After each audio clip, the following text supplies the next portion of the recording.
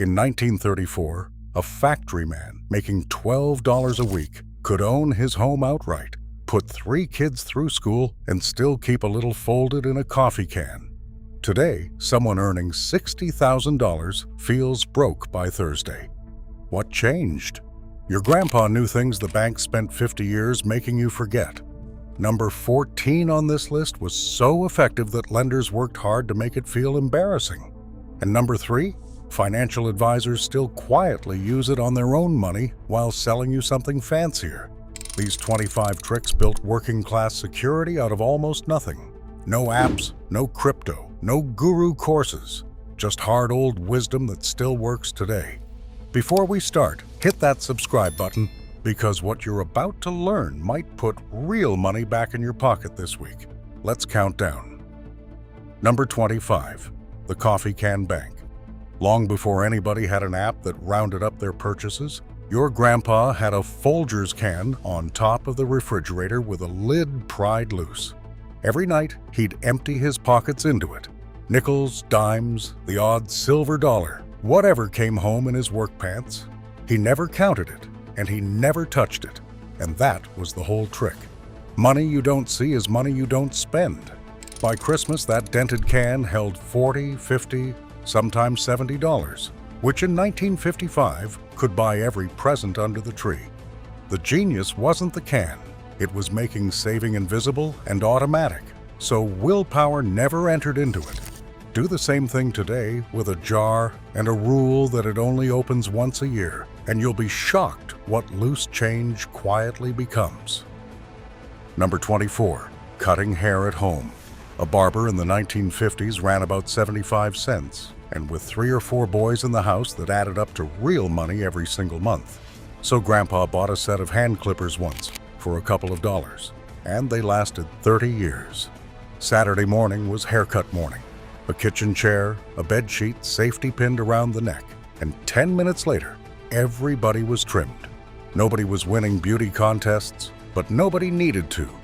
Today, a men's cut runs $30 to $40, and a family of 4 getting cut monthly is burning close to $2,000 a year. A decent clipper set costs less than 1 visit and pays you back for a decade. Grandpa figured that math out before you were born. Number 23, buying everything off-season. Grandpa never bought a winter coat in winter. He bought it in July, when the store was desperate to clear the racks and slash the price by half. Snow shovels in spring, patio furniture in fall, Christmas wrapping on December 26th for pennies on the dollar. He understood something retailers count on you forgetting. You pay a steep premium for buying a thing the exact moment you need it. The stores know your urgency, and they price it accordingly.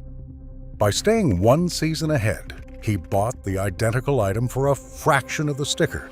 It took a little planning and a little patience, but patience was free, and the discount was real. That same calendar trick works on almost everything you own today. Number 22. The public library was the family entertainment budget. Books, magazines, newspapers, records, and later films, all of it free, all of it already paid for by the taxes he was handing over anyway. Grandpa saw no sense in buying a book he'd read once when the library 2 blocks over would lend it for nothing. The kids got their summer reading there. He got his westerns and his farm reports. Nobody in that house ever paid for a magazine subscription. Today, the library is even bigger than he knew. Free ebooks, free audiobooks, free streaming movies, free passes to museums, sometimes free tools, and even free internet, all sitting there unused while people pay for 6 subscriptions. It might be the most underused deal in America, and your grandpa never let it go to waste. Number 21. Vinegar and baking soda ran the whole house. Grandma's cleaning cabinet had maybe 4 things in it: white vinegar, a box of baking soda, a bar of soap, and some ammonia. That was it. Vinegar cleaned windows streak-free and cut grease. Baking soda scrubbed pots, deodorized the icebox, and unclogged drains. Together they cost about a dime and handled 90% of everything. Walk down a cleaning aisle today and you will find 50 different bottles, each one a single specialized job. at $4 a pop, and most of them are just vinegar and baking soda, dressed up with dye and perfume. The companies want a separate product for every surface in your home. Grandpa's generation cleaned an entire house for the price of one modern spray bottle, and it worked just as well. Number 20. Mend it before you toss it.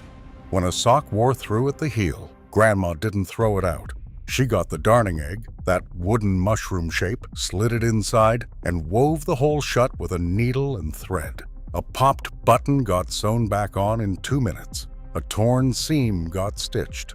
A frayed collar got turned. Nothing left that house because of one small failure. We live in the opposite world now, where a $2 problem means throwing away a $40 item and buying another. Learning 3 basic stitches, sewing a button, patching a seam, and hemming a cuff costs you an afternoon once and saves you money for the rest of your life. Grandpa's clothes lasted years because somebody knew how to keep them alive.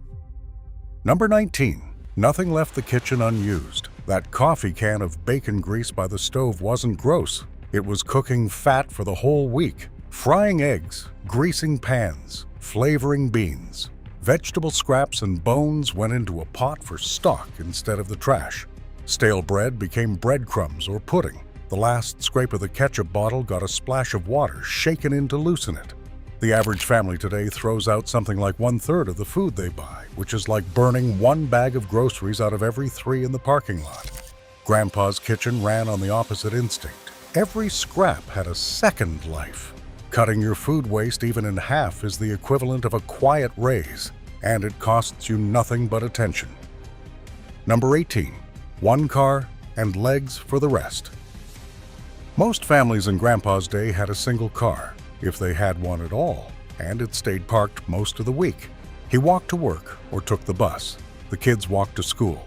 Errands got bundled into 1 trip on Saturday instead of 5 trips across the week. A car wasn't a lifestyle. It was a tool you used sparingly because gas and repairs cost money. Today, the average household spends over $10,000 a year just to own and run their vehicles, often 2 or 3 of them. Combining trips, walking the short ones, and questioning whether the second car is truly necessary can free up more money than almost any coupon ever will. Grandpa's feet were free and he used them. Number 17. Layaway instead of borrowing. When Grandpa wanted the big-ticket item, a washing machine, a bicycle, a good winter coat, he didn't put it on a card and pay it off with interest. He put it on layaway. The store held the item in the back. He paid a little each week, and when it was fully paid, he took it home. He never paid a penny of interest, and he never owned a thing he hadn't finished paying for. The discipline was built right into the system. Credit cards flipped that whole idea upside down. Now, you take the thing home first and pay for it slowly at 18 or 20%, so the store makes money on your impatience. Grandpa's version cost nothing extra. Saving up for something first is still the cheapest way to buy it, every single time. Number 16. Buy it once, buy it good. Grandpa had a saying about cheap boots. The poor man who buys the $10 boots buys them again next winter, and the winter after that, while the man who saves for the $50 boots wears the same pair for 10 years. Cheap costs more in the long run. So he bought quality tools, quality boots, quality cast iron, and he maintained them, and they outlived him. That cast iron skillet in your kitchen might be his. Today we are pushed toward the disposable version of everything, built to fail just after the warranty ends, so you will buy another. Spending more once for something that lasts is not a splurge. It's the cheaper path stretched over time. Grandpa understood that being poor made it more important to buy well, not less. Number 15. Canning the harvest. Late summer meant the kitchen turned into a factory. Tomatoes, green beans, peaches, jams, all of it boiled and sealed into mason jars that lined the cellar shelves like treasure.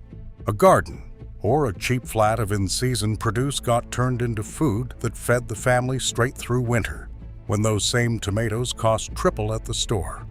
The jars cost a little up front but got reused for decades, so the only real cost was a lid and an afternoon. It was the original way to buy low and eat later.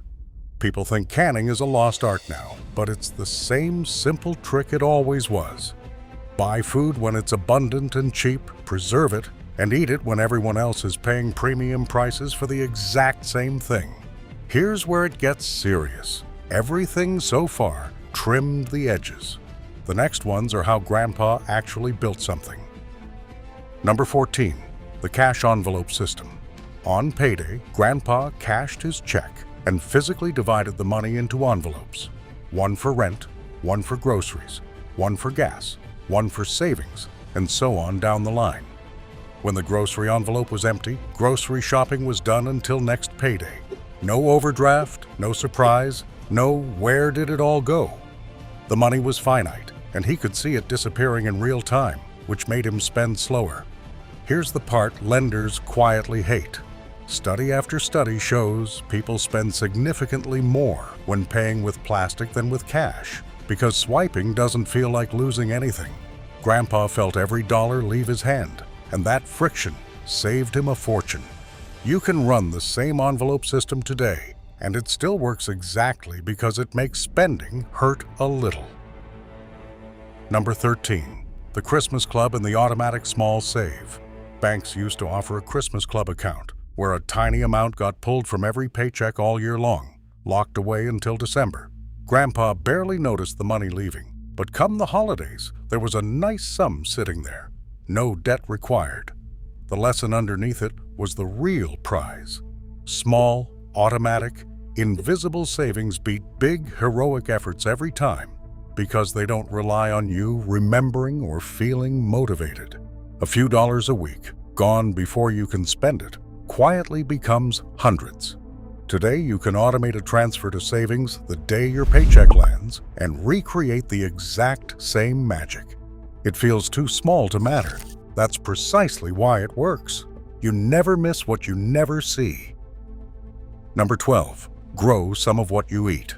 Grandpa's backyard wasn't decoration. It was a grocery store. Tomatoes, beans, squash, some herbs, maybe a few chickens for eggs. During the war, they called them victory gardens, and something like 40% of the country's vegetables came out of home plots. A packet of seeds cost a nickel and produced pounds of food all summer. It wasn't about being a farmer. It was about knocking a chunk off the grocery bill with a little dirt and sunshine, both free. You don't need an acre. A few pots on a balcony growing tomatoes and herbs can shave real money off your bill, and the food tastes better besides. Grandpa turned sunlight and patience into groceries, and that trade has never stopped paying. Number 11, barter and trade the thing you're good at. Grandpa fixed his neighbor's fence, and the neighbor, a mechanic, tuned up Grandpa's truck. Nobody handed over a dime. In a working neighborhood, everybody had a skill, and skills traded hand to hand without ever touching the taxman or the bank. Need your hair cut? The woman down the street did it in exchange for a bushel of tomatoes. Need a coat taken in? Trade a Saturday of yard work. The whole community ran on a second, invisible economy built on favors and skills. That still works. Trading what you can do for what you need means neither person has to earn, get taxed, and then spend the cash. You just swap value directly. Grandpa's network was his safety net, and it cost nothing but a willingness to help. Number 10, hand-me-downs, up and down the block. Clothes didn't get thrown out when a kid outgrew them. They moved to the next kid, and when that family was done, they went to the neighbors, and back again for the next baby. A single good coat might dress 5 children over 10 years. Nobody was ashamed of it, because everybody did it. Kids' clothes especially get worn for months and then outgrown while still perfectly good, which makes buying them new close to setting money on fire. Today, there are whole apps and consignment shops built on this exact idea, and thrift stores overflow with barely worn children's clothes for $1 or $2. Grandpa didn't need an app. He had a block of neighbors and zero ego about a second-hand coat that kept a kid just as warm. That covers making do. Now here's how the money actually grew. Number 9, buy a used car with cash and drive it into the ground. Grandpa never bought new. He knew a new car lost a huge slice of its value the second you drove it off the lot, so he let some other fellow eat that loss and bought the car 2 or 3 years later for far less. He paid cash, so there was no loan and no interest, and then he maintained it, changed the oil, and drove it for 15 years. A car was transportation, not a status symbol. The modern trap is the endless car payment, where you're never not paying for a vehicle, trading in every few years and financing the next. Grandpa's way, a reliable used car owned free and clear, run until it truly dies, is still one of the biggest money savers available to an ordinary person. Number 8. Live in less house than you can afford. Grandpa's house was small, and he wanted it that way. A smaller house meant a smaller mortgage, smaller taxes, smaller heating bills, less to furnish, less to fix, and less to clean. He deliberately bought under what the bank said he could handle, which left breathing room every month instead of stretching to the edge. The modern instinct runs the other way, buying the biggest house the loan will allow and then feeling squeezed forever. But your house sets the size of nearly every other bill you pay. Choosing less house is the single decision that quietly lowers dozens of costs at once, for as long as you live there. Grandpa slept easy because his roof never owned him. Number 7. Negotiate everything, always. Grandpa never accepted the first number he was given.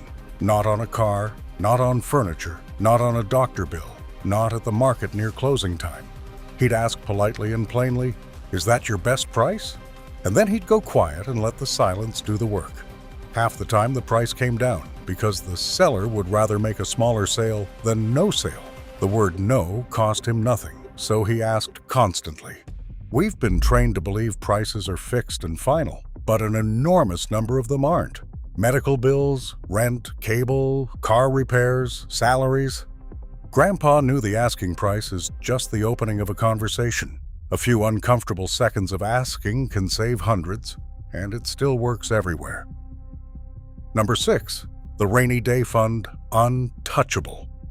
Before the money went anywhere fun, Grandpa set aside a cushion, cash he could get to in an emergency, and he did not touch it for anything short of a genuine emergency. A blown transmission, a lost job, a sick kid, that's what it was for. And because it existed, a bad week never turned into a financial catastrophe. Without a cushion, every emergency becomes debt, and debt at high interest is how working people get pulled under and stay there. The fund was the wall between a bad day and a ruined year. Financial folks now call it an emergency fund and recommend 3 to 6 months of expenses. But it's the same old idea. Grandpa's rainy day money kept the family off the borrowing treadmill entirely, which is worth more than any investment. Number 5. A second stream of income. Grandpa rarely had just one source of money. He worked his job, sure, but he also did something on the side. Fixed radios, cut hair, sold eggs, did carpentry on weekends, drove for hire. If one income wobbled, the other caught the family. And that side money, because it wasn't needed for the regular bills, went straight into savings and did the heavy lifting. Relying on a single paycheck is a fragile way to live, then and now, because if it stops, everything stops. A second stream, even a small one, adds security and an extra pile of cash aimed right at your goals. The tools are easier than ever today, but the principle is Grandpa's. Don't stand on one leg financially when you can stand on two. Almost there. The final 4 are the ones that actually built the fortune. Number 4, cash only, and stay out of debt. Grandpa carried what he could pay for and nothing more.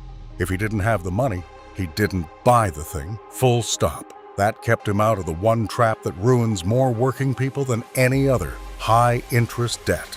When you carry a balance at 18 or 20%, you're handing a fortune to the bank for the privilege of buying things you couldn't afford, and the hole only gets deeper.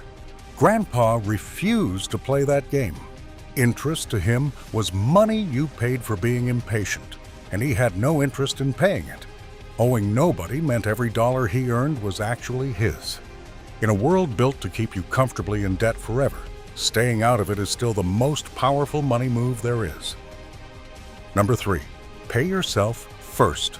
This is the one the advisors use quietly on their own money.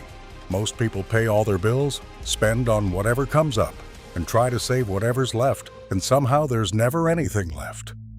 Grandpa flipped the order.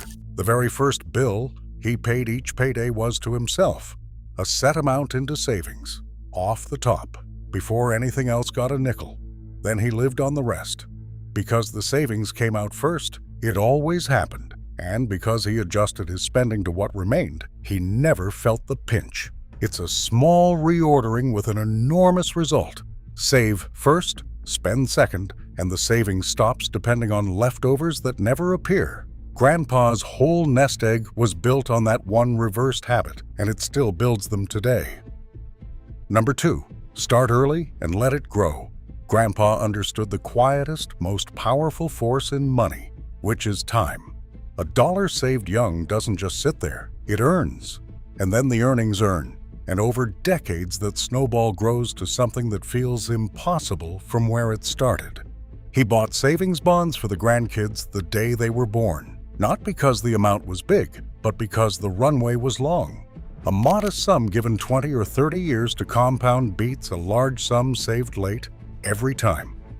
This is why he pushed you to start now, no matter how small. The most valuable thing a young saver has isn't money, it's years. And years are the one thing you can never buy back. Grandpa started early on purpose, and time did the rest. And number 1, own it outright and buy your freedom. Everything on this list pointed at one goal: to owe no one. Grandpa's proudest day wasn't a raise or a new car, it was the day he burned the mortgage papers and the house was fully his. No payment to anyone. From that day, the money that used to go to the bank went into his pocket, and a job loss couldn't take his roof. That's what all the coffee cans and envelopes and mended socks were really building toward. Not just savings, but freedom. A paid-off home, a paid-off car, a cushion in the bank, and no debt hanging over your head. That's a kind of security no salary can match. Grandpa wasn't chasing rich, he was chasing free. And free, it turns out, is something you can actually reach, one small, stubborn, old-fashioned choice at a time. So here's my challenge. Pick just one this week.